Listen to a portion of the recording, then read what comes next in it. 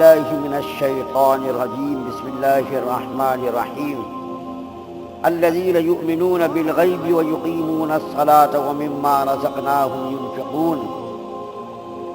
سورہ بقرہ کی تیسری آیت کریمہ کے اندر اللہ تعالیٰ نے متقین لوگوں کی جو صفات بیان فرمائی ہیں، ان میں سے دوسری صفت اقامت صلاۃ کے بارے میں کل آپ کے سامنے کچھ روشنی ڈالی گئی تھی۔ اللہ تعالیٰ نے قرآن پاک کے اندر 82 جگہوں پر صراحتاً اور 700 جگہوں پر اشارتاً کنایتاً نماز کی تاکید اور نماز کی اہمیت کو بیان فرمایا ہے۔ اس کی اہمیت کا اندازہ آپ لگائیے کہ تمام انبیاء کرام، بزرگان دین، اولیاء اللہ، وہ جب بھی کوئی مسئلہ پیش آیا تو انہوں نے نماز کی طرف رجوع کیا۔ حضرت خبیب رضی اللہ تعالیٰ عنہ ایک بڑے ہی جلیل القدر صحابی ہیں۔ کفار مکہ نے دھوکہ دے کر کے ان کو گرفتار کر لیا اور مکے کے اندر لا کر کے ان کو فروخت کر دیا۔ چونکہ حضرت خبیب رضی اللہ تعالیٰ عنہ نے مکہ کے ایک بڑے ہی اہم آدمی کو قتل کیا تھا غزوہ بدر کے اندر، تو اس قتل کے بدلے کے لیے جس آدمی نے حضرت خبیب رضی اللہ تعالیٰ عنہ کو خریدا، اس رشتہ دار کے قتل کے بدلے میں ان کو پھانسی لگانے کا حکم دیا۔ اس زمانے میں آج کی طرح پھانسی نہیں لگتی تھی کہ منہ پر کالا کپڑا ڈال دیا اور اوپر لٹکا دیا، یہ نہیں ہوتا تھا۔ اس کو لکڑی کے موٹے کھمبے میں لٹکا دیا جاتا تھا اور تیروں کی بارش کر دی جاتی تھی، نیزوں سے جسم کو چھلنی چھلی کر دیا جاتا تھا۔ تو حضرت خبیب رضی اللہ تعالیٰ عنہ کو معلوم تھا کہ میرا انجام ہونے والا، تو کفار مکہ نے ان سے پوچھا کہ تمہاری آخری خواہش کیا ہے۔ اس سے پہلے حضرت ابو سفیان جو مسلمان نہیں ہوئے تو انہوں نے پوچھا، اے خبیب کیا تمہاری جگہ پر محمد صلی اللہ علیہ وسلم کو نعوذ باللہ لا کر کے قتل کر دیا جائے، تم اور عافیت کے ساتھ، سلامتی کے ساتھ اور عزت کے ساتھ، وقار کے ساتھ اپنے خاندان میں، اپنے گھر والوں میں جا کر کے جیو، کیا تم یہ پسند کرتے ہو؟ تو حضرت خبیب رضی اللہ تعالیٰ عنہ نے ایسا عاشقانہ جواب دیا کہ آدمی کی عقل حیران رہ جاتی۔ انہوں نے کہا کہ خدا کی قسم میں یہ بھی نہیں چاہتا کہ ہمارے نبی صلی اللہ علیہ وسلم کے پیروں میں کانٹا بھی چبھے، کانٹا چبھنا بھی گوارا نہیں، قتل ہونا نعوذ باللہ یہ تو بہت بڑی بات ہے، کانٹا چبھنا بھی مجھ کو گوارا نہیں ہے کہ اللہ کے رسول صلی اللہ علیہ وسلم کے پیروں میں کانٹا چبھے اور میں آرام سے رہوں۔ تو حضرت ابو سفیان نے اس وقت کہا تھا کہ ایسے عاشقوں کو اور محمد صلی اللہ علیہ وسلم سے محبت کرنے والوں کا آج تک ہم نے نہیں دیکھا۔ اس کے بعد پوچھا تمہاری آخری خواہش کیا ہے؟ تو حضرت خبیب رضی اللہ تعالیٰ عنہ نے کہا کہ مجھ کو 2 رکعت نماز پڑھنے کی اجازت دے دو۔ چنانچہ ان لوگوں نے کہا ٹھیک ہے۔ بڑے ہی اطمینان کے ساتھ 2 رکعت انہوں نے نماز ادا کی، اور نماز ادا کرنے کے بعد لوگوں سے کہا کہ اگر مجھ کو تم لوگ بزدلی کا طعنہ نہ دیتے تو میں اور روز 2 رکعت نماز پڑھتا۔ یعنی تم لوگ یہ کہو گے دیکھو موت کے ڈر سے یہ بار بار نماز پڑھ رہا، اگر تم لوگ مجھ کو بزدلی کا طعنہ نہ دیتے تو میں ابھی اور 2 رکعت نماز پڑھتا۔ کتنا سکون ہے نماز کے اندر، اس کی اہمیت کا ہم لوگوں کا اندازہ نہیں ہے۔ حضرت ابو بکر صدیق رضی اللہ تعالیٰ عنہ کے بارے میں آتا ہے کہ جب یہ نماز کے لیے کھڑے ہوتے تو ایسا معلوم ہوتا لکڑی کھڑی ہے، اتنا سکون کے ساتھ۔ ہم لوگوں میں سے بہت سارے لوگوں کو دیکھا گیا بار بار داڑھی کو کھجلاتے اور بار بار جسم کو کھجلاتے۔ معلوم ہونا چاہیے کہ بار بار کھجلانے سے نماز فاسد ہو جاتی ہے، اس کو عمل کثیر کہتے ہیں، یعنی زیادہ عمل بار بار ایک عمل کو کرنا۔ اگر کسی کے بدن میں کھجلاہٹ ہو رہی تو 1 مرتبہ کھجلانے کی گنجائش، لیکن بار بار کھجلانے سے نماز فاسد ہو جاتی ہے۔ بعض لوگوں کو دیکھا گیا بار بار داڑھی کھجلاتے، پتہ نہیں کیا جواں مارتے کیا مارتے پتہ نہیں، سر کھجلاتے، ادھر ادھر کرتے، حرکت کرتے رہتے۔ لیکن حضرت ابو بکر صدیق رضی اللہ تعالیٰ عنہ کی نماز کی کیفیت کتاب کے اندر یہ لکھی ہے کہ جب وہ نماز کے لیے کھڑے ہوتے ایسا معلوم ہوتا کہ لکڑی کھڑی ہے، سکون کے ساتھ، وقار کے ساتھ۔ اور حضرت عبداللہ ابن زبیر رضی اللہ تعالیٰ عنہ، آپ کو معلوم ہے مدینے میں جب مسلمان گئے سب سے پہلے یہی پیدا ہوئے، مدینے میں گئے تو اس سے پہلے لڑکا پیدا نہیں ہوا، لڑکیاں ہو رہی تھی۔ یہودی لوگ تانا بھی دیتے تھے کہ مسلمانوں کو شاید لڑکے پیدا نہیں ہوں گے۔ تو جب حضرت عبداللہ ابن زبیر رضی اللہ تعالیٰ عنہ پیدا ہوئے تو مسلمانوں کو بڑی خوشی ہوئی۔ ان کے بارے میں آتا ہے کہ جب یہ نماز کے لیے کھڑے ہوتے ایسا معلوم ہوتا لکڑی کھڑی ہے، اور یہ کبھی کبھی پوری رات رکوع میں گزار دیتے، کبھی کبھی پوری رات سجدے میں گزار دیتے۔ ان کی نماز کی کیفیت تھی۔ حجاج بن یوسف نے جب مکہ پر چڑھائی کی اور خانہ کعبہ کے اوپر اس نے پتھر سنگ باری کی تو بار بار پتھر آ کر کے ان کے آجو بازو میں گرتے تھے، لیکن حضرت عبداللہ بن زبیر رضی اللہ تعالیٰ عنہ کی نماز میں ذرا بھی خلل نہیں پڑتا تھا، اسی وقار اور اسی سکون کے ساتھ یہ نماز ادا کرتے تھے۔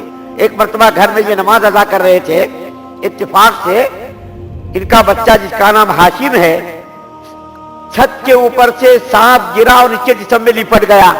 بچہ رونے لگا، چلانے لگا، گھر کے پورے لوگ جمع ہو گئے، سب لوگ شور کرنے لگے، لیکن حضرت عبداللہ بن زبیر رضی اللہ تعالیٰ عنہ اسی سکون اور وقار کے ساتھ نماز ادا کرتے رہے۔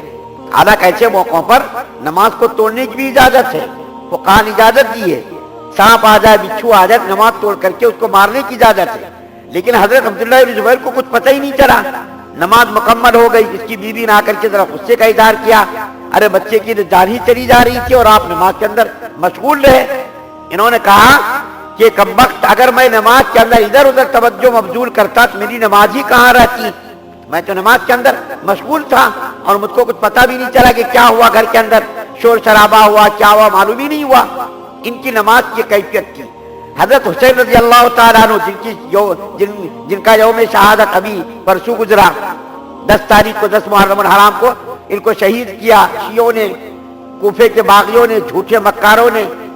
انہوں نے جب شہید کیا تو شہادت سے پہلے دوپہر کی تپتی ہوئی ریت میں دشمنان جو ہے اسلام تھے، کوفہ کے باغی اور کوفہ کے غدار قسم کے لوگ، ان سے انہوں نے جہاد کیا، اپنے پورے خاندان کو اجاڑ دیا، اور جب یہ لڑنے کے لیے میدان کربلا میں گئے اتنا انہوں نے مقابلہ کیا، پورا جسم چھنی ہو گیا، تلواروں سے، نیزوں سے ان کو قتل کرنے کی کسی کی ہمت اور جرت نہیں ہوتی تھی۔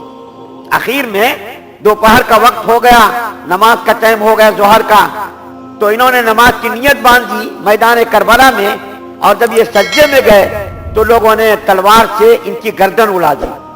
اتنے سنگ دل، شقی القلب کمبخت لوگ تھے، نواز رسول کو سجدے کی حالت میں ان کمبختوں نے شہید کر دیا، لیکن انہوں نے نماز قضا کرنا گوارا نہیں کیا۔ آپ کو معلوم ہے غزوہ خندق کے موقع پر اللہ کے رسول صلی اللہ علیہ وسلم کی 5 نمازیں کفار کی تیروں کی بارش ہو رہی تھی، نماز پڑھنے کا کوئی موقع نہیں مل رہا تھا۔ اللہ کے رسول صلی اللہ علیہ وسلم کی 5 نمازیں قضا ہو گئی، اللہ کے رسول صلی اللہ علیہ وسلم نے بد دعا فرمائی۔ آپ کو معلوم ہے اللہ کے رسول صلی اللہ علیہ وسلم نے طائف کے میدان میں اتنی مار کھائی، یہاں تک کہ جوتے لہو لہان ہو گئے۔ اس موقع پر فرشتوں نے آ کر کے کہا تھا کہ رسول اللہ محمد صلی اللہ علیہ وسلم آپ اگر کہیں تو ان لوگوں کو ہم طائف کے لوگوں کو 2 پہاڑیوں میں ملا کر کے ہم ان کو ہرا کو برباد کر دیں۔ ایسے موقع پر بھی اللہ کے رسول صلی اللہ علیہ وسلم نے بد دعا نہیں فرمائی، لیکن غزوہ خندق کے موقع پر جب اللہ کے رسول صلی اللہ علیہ وسلم کی نمازیں قضا ہوئی تو اللہ کے رسول صلی اللہ علیہ وسلم نے بد دعا فرمائی۔ کیا بد دعا فرمائی؟ یا اللہ ان کمبختوں کی قبروں کو آگ بنا دے، آگ، ان کمبختوں کی قبروں میں آگ کا شعلہ بھڑکا دے، میری اتنی نمازیں قضا ہو گئی، 5 نمازیں قضا ہو گئی۔ پھر اللہ کے رسول صلی اللہ علیہ وسلم نے 5 نمازیں قضا ادا فرمائی جماعت کے ساتھ اذان دے کر کے، اقامت کے ساتھ اللہ کے رسول صلی اللہ علیہ وسلم نے 5 نمازیں ادا فرمائی۔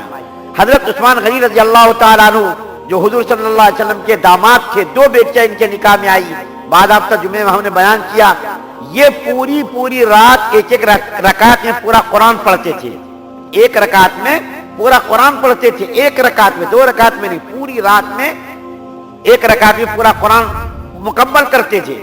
اور حضرت عمر فاروق رضی اللہ تعالیٰ عنہ جب زخمی ہوئے، ابو لولو مجوسی نے، دشمن اسلام نے جب حضرت عمر فاروق رضی اللہ تعالیٰ عنہ کو نماز کی حالت میں زخمی کیا، اور یہ پورا پیٹ جو ہے یہ پورا ادھر سے ادھر پھٹ گیا، کوئی غذا پیٹ میں نہیں رکتی تھی، دودھ اور نبیذ دیا لوگوں نے، ڈاکٹروں نے، تو سب جو ہے اس سوراخ سے نکل گیا، یہ بے ہوش ہو جاتے تھے، تو لوگ ان کو نماز کے وقت میں بیدار کرتے تھے۔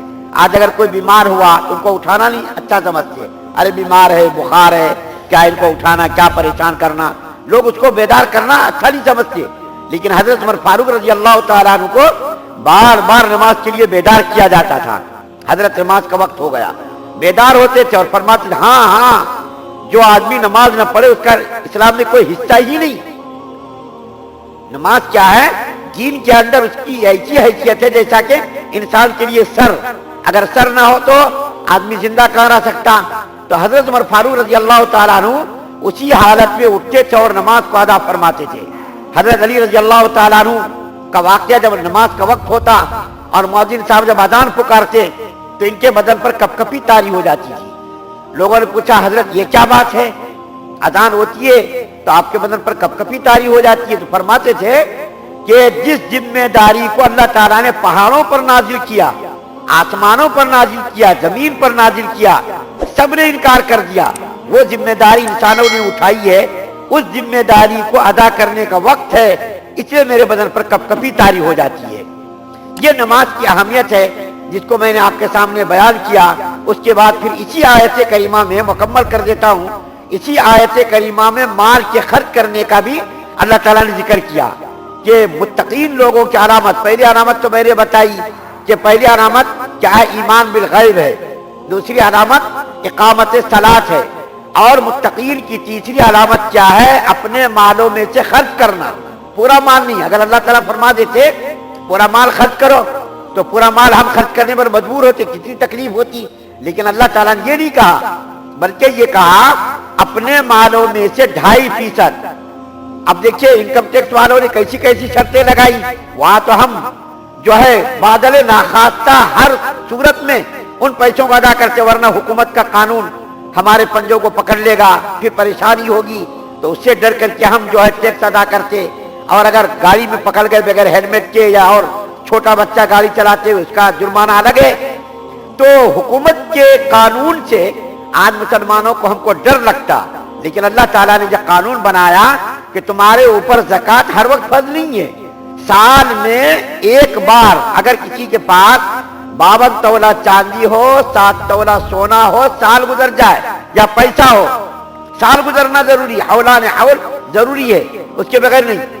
تو اللہ تعالیٰ نے فرمایا کہ اگر کوئی اتنی مالیت کا مالک ہو تو اس کے اوپر زکوٰۃ فرض ہے، سونا ہو، چاندی ہو، یا کاروبار ہو، کوئی بھی کسی چیز کا بھی کاروبار ہو، سال گزرنے پر اس کے اوپر زکوٰۃ فرض ہے۔ اللہ تعالیٰ فرماتا ہے وَمِمَّا رَزَقْنَاهُمْ يُنْفِقُونَ، کہ ہمارے دیے ہوئے مالوں میں سے وہ خرچ کرتا۔